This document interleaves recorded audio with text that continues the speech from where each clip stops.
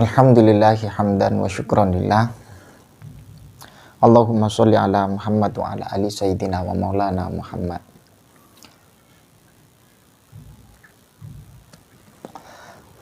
Mudah-mudahan kita senantiasa diberikan kesehatan oleh Allah Subhanahu wa taala dan diberikan rezeki yang lancar serta urusan kita berkah, amin amin ya rabbal alamin. Kembali lagi dengan saya, pemilik channel Hutan Dakwah. Mudah-mudahan kajian ini bisa memberikan manfaat atau sebagai bentuk hiburan, ya terserah Anda. Begini, tesis Kiai Haji Imaduddin itu yang mengupas tuntas tentang nasabah Alawi.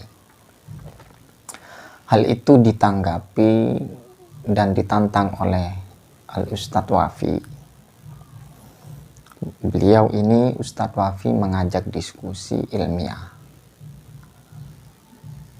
ingin mengoreksi sebagaimana apa yang disampaikan oleh beliau Ustadz Wafi di channelnya, ingin mengajak diskusi secara ilmiah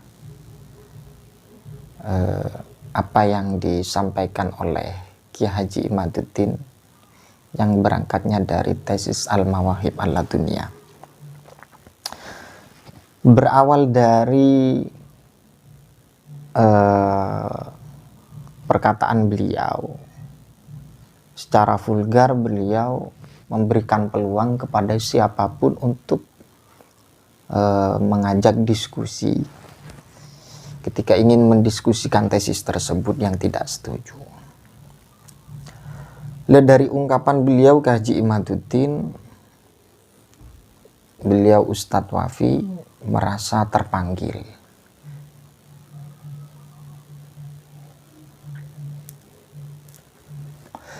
untuk melaksanakan diskusi secara ilmiah atau munadharah, atau yang dikenal dengan musyawarah. Sehingga beliau, saya sempat hubungi beliau, apakah memang benar hal itu? Iya, memang benar. Sehingga beliau menyodorkan permohonan lewat temannya untuk berdiskusi dengan Kiai Haji Imaduddin.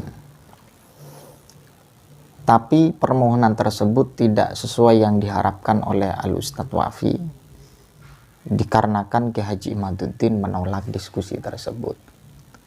Wallahu a'lam alasannya seperti apa. Apa tidak level secara keilmuan atau tidak level seperti apa, wallahu a'lam.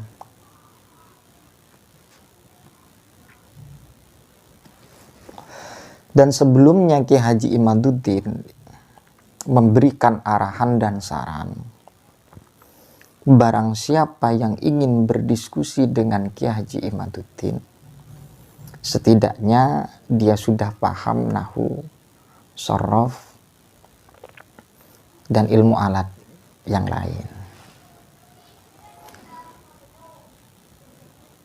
Dan hal itu ditanggapi lagi oleh Al-Ustadz Wafi. Kita ini mau bahas nasab, apa mau bahas nahwu dan shorof? Sehingga beliau Kiai Haji Imaduddin ditertawakan oleh Al-Ustadz Wafi, masa iya mau bahas nasab, kok kita mau bahas nahwu dan shorof? Apa hubungannya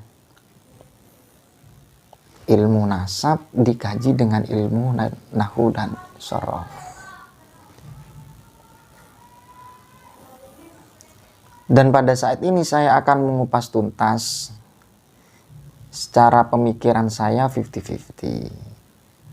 Bisa memang untuk digunakan dan bisa tidak bisa digunakan. Mengapa?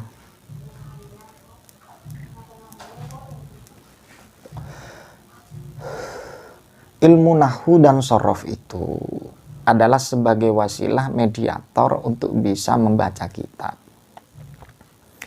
Ketika kita bisa membaca kitab, maka bisa kita memahami kitab. Seperti itu. Jadi saya ambil jalur tengahnya saja. Ya, pada saat itu bisa dibuktikan dan bisa dibutuhkan. Dan juga bisa tidak dibutuhkan karena apa? Karena substansi daripada nafsul masalah adalah masalah ilmu ansab, tidak terpaku pada ilmu nahwu. Mengapa? Karena yang menjadi pokok permasalahan kitabnya adalah Syajarah al-Mubarakah dan kitab Tahdzibul Ansab lil Ubaidili. Ya bukan berarti beliau meremehkan seseorang, tidak. Agar tidak salah paham dari kedua belah pihak ini. Beliau Ki Haji Imaduddin mengarahkan agar memahami nahwu dan shorof. Iya. Tapi poin yang kita bahas adalah ilmu ansab.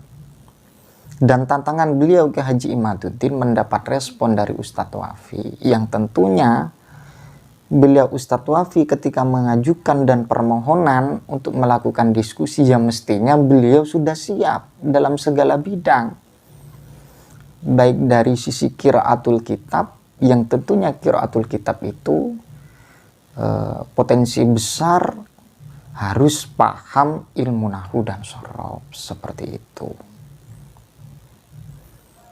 Ya bisa diungkapkan butuh nahwu dan shorof, ya bisa.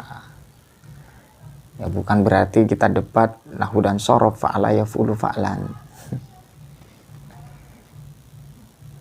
Ya kalau menurut saya Ki Haji Imaduddin tak perlu meremehkan seseorang ketika mengajak diskusi harus paham nahwu dan shorof.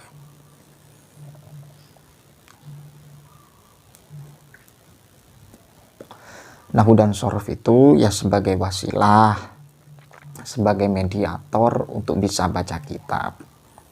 Ketika orang bisa baca kitab, maka bisa memahami otentisitas daripada kitab tersebut. Dan tak perlu memberikan syarat yang begitu berat. Ketika ada yang mau berdiskusi, yang mestinya Ustadz Wafi sudah bisa nahwu dan shorof. Mana ada orang mau melakukan diskusi tapi tidak bisa nahwu shorof. Bagaimana untuk mengkontekstualkan redaksi kepada permasalahan seperti itu. Jadi tak perlu banyak alasan untuk mengajak diskusi kepada seseorang.